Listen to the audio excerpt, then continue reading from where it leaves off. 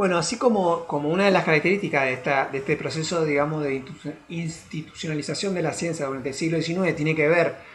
con tratar de replicar, digamos, eh, el gesto que tenían las ciencias naturales que habían digamos, descubierto digamos, o habían descubierto o producido, digamos, las leyes que explicaban el funcionamiento de la materia, digamos, del orden natural. En el caso, digamos, de las ciencias naturales, también digamos, de las ciencias sociales se va a tener a buscar eso, pero sobre todo con la funcionalidad de una organización tecnocrática del poder social. O sea, la idea de un Estado que necesitaba una camada, digamos, de administradores, abogados, historiadores que produjeran, digamos, un sentido de pertenencia a esos Estados-nación en formación, es decir, teorías que explicaran el delito y la anomia social, como en el caso, digamos,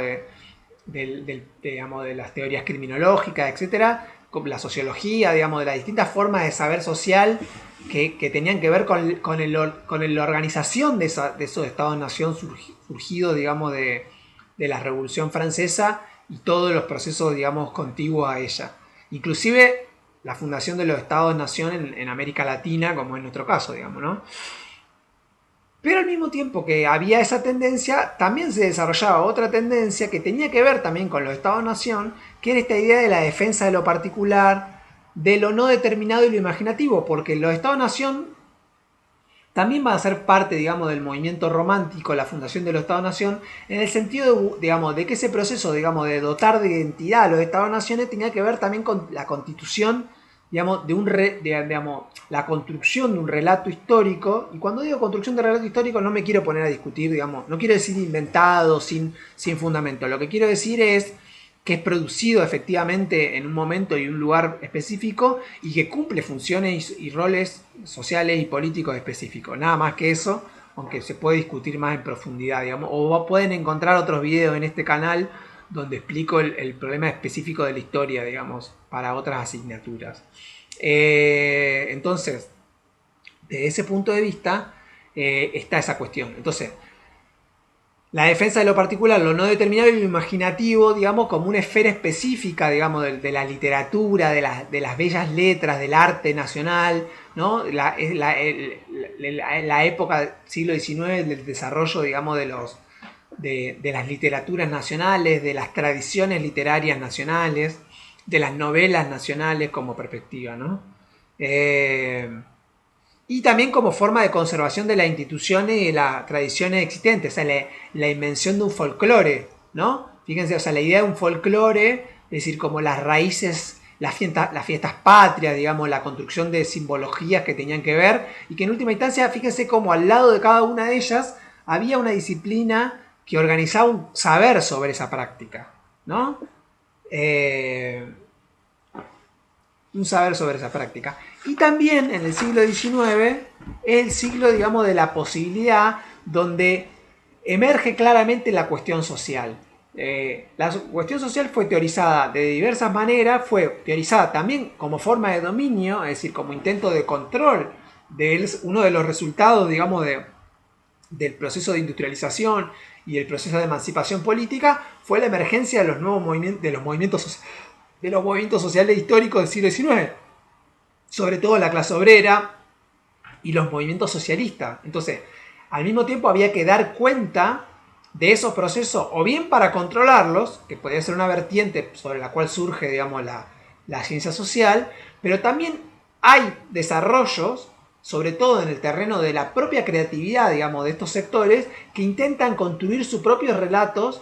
y dotarlos de sentido acerca de sus identidades. Por ejemplo, la historia del trabajo en Inglaterra fue desarrollada primeramente, muy anteriormente que los propios académicos universitarios, por las sociedades fabianas que se llamaban, que era una forma de organización del movimiento obrero inglés, a muy principios del siglo XIX. Entonces, fíjense, digamos, y al mismo tiempo, o los socialistas franceses, digamos, Fourier, o Saint-Simon, que constituyen, o mismo Proudhon, mismo Marx, digamos, fundan, digamos, esa nueva ciencia social, pero ya de una perspectiva emancipatoria, con una perspectiva de empoderamiento político de esos sectores que también habían sido resultado del proceso, digamos, surgido de la revolución industrial y de la revolución política francesa. Entonces, fíjense qué interesante desde ese punto de vista. Es decir, había quienes dentro de ese proceso luchaban por un desarrollo, no por un control tecnocrático de la sociedad, o sea, la producción de un conocimiento para el control tecnocrático de la sociedad, sino la producción de un conocimiento en la perspectiva emancipatoria y radical, digamos, de la ampliación de ese proyecto emancipador que había encarnado la Revolución Francesa. Esto se va a durar, va a producirse durante todo el siglo XIX, y todavía hay, digamos, hoy las universidades son muy distintas a las del siglo XIX, por lo cual mucha de esta ciencia social crítica se produce dentro de las universidades, para bien y para mal, digamos, para bien y para mal, para bien en el sentido, digamos, de una mayor sofisticación de la ciencia social crítica, y para mal tal vez porque han perdido filo radical, digamos, radical me refiero a radicalización política, ¿no? Han perdido ese filo, digamos, subversivo, por decirlo de alguna manera. Ese proceso contradictorio que obviamente, digamos, lo podemos seguir discutiendo. Bien, otra de las características de la ciencia social del siglo XIX es que se localiza espacialmente, sobre todo se concentra en un grupo de países muy reducido: Gran Bretaña, Francia, Alemania, todavía las Alemanias podemos decir, porque era tanto lo que sería Renania, Westfalia en el oeste, digamos, y en el sur alemán, y Prusia en el noroeste, digamos,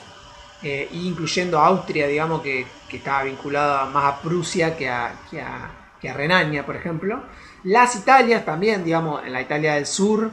vinculada sobre todo a la tradición napolitana y siciliana, digamos, más vinculada a Francia y a España, sobre todo a los siglos XVI y XVII, y la Italia del norte, que es una Italia más industrializada, vinculada a Austria, la industrialización suiza y a la industrialización del sur, digamos, de Alemania, digamos, ¿no? O sea, como cuenca, digamos, como en la cuenca, digamos, los Alpes y sus cuencas, digamos, de ríos, ¿no? Es muy interesante, si ustedes pueden ver alguna vez entren, fíjense, digamos, la mayoría de los ríos que nacen en los Alpes, en Suiza, en los Alpes franceses o en los Alpes italianos,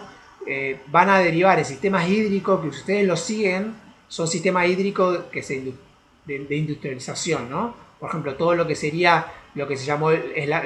la cuenca del Rin, o la cuenca del Danubio, o mismo la cuenca, digamos, del río Po, me parece, si no me equivoco, el río Po en Italia. Es decir, que son cuencas, digamos, que nacen, digamos, en los Alpes, y que se van, digamos, formando hacia, digamos, en su curso, digamos, hacia las zonas bajas, y alrededor de las cuales se han producido la industrialización, más allá de los países. Eso es lo interesante, porque hay ciudades de distintos idiomas, pero que transcurren digamos, a lo largo de estos cursos fluviales, ¿no? También, al mismo tiempo, el siglo XIX es la época del surgimiento de las disciplinas, el proceso que yo les dije antes de disciplinarización de la ciencia social, donde disciplina en cierta medida se confunden con los temas, por ahora, que ya en el siglo XX eso no va a suceder, los temas van a ser transdisciplinares, digamos, pero en el siglo XIX todavía las disciplinas se confunden con los temas, donde tenemos por un lado la historia, la economía, digamos, que se divorcia, digamos, de la administración del Estado, de la parte, digamos, propiamente burocrática, administrativa, y surge la idea de lo económico como el estudio de las cuentas nacionales, no solamente del origen de la riqueza o de los problemas, si se quiere, más generales, como era la economía política, y al mismo tiempo fíjense que la economía se separa de la ciencia política. O sea, lo que se llamó la economía política en la época de David Ricardo o Adam Smith, inclusive en Marx, que se llama Crítica de la Economía Política todavía, ya en el siglo XIX se va a desarrollar como ciencia económica autónoma. Es decir, que también ahí hay un elemento paradigmático, si se quiere, o un supuesto, que es la separación, digamos, de lo político de lo económico, ¿no? Y la idea de la posibilidad de descubrir las leyes del funcionamiento de lo económico por fuera, digamos, de sus condiciones políticas, digamos, ¿no? Como si lo económico fuera algo natural, porque si yo puedo conocer las leyes de lo económico, lo equiparo al conocimiento del mundo natural, ¿no? Un conocimiento autónomo de los sujetos que producen ese conocimiento y un conocimiento autónomo acerca de los sujetos que son partícipes de ese proceso, ¿no? Es como que la economía, si tiene la misma característica que la naturaleza, es algo que se produce independientemente de nuestra voluntad, ¿no? Como un fenómeno natural. Y eso es muy interesante porque sigue siendo uno de los problemas, digamos, del enfoque de la economía clásica, digamos, neoclásica del siglo XIX. La economía clásica sería la del siglo XVIII, David Ricardo y Adam Smith, la neoclásica ya en el siglo XIX. Entonces yo le decía, por un lado, la historia que se ocupa del pasado, la sociología que se ocupa del presente. Fíjense acá cómo se reproduce esta división entre pasado y presente. La historia se ocupa del pasado, la sociología se ocupa del presente, la economía se ocupa, digamos, del funcionamiento del intercambio mercantil independientemente de sus condiciones políticas. La política se desarrolla como una ciencia autónoma, como ciencia política del estudio digamos, del funcionamiento estatal, burocrático. Y por último la antropología, que se dedica a estudiar el estudio de los pueblos en tiempo presente, pero no europeos, ¿no? De los pueblos no europeos, el estudio del otro, de aquel otro no europeo, digamos. Entonces fíjense cómo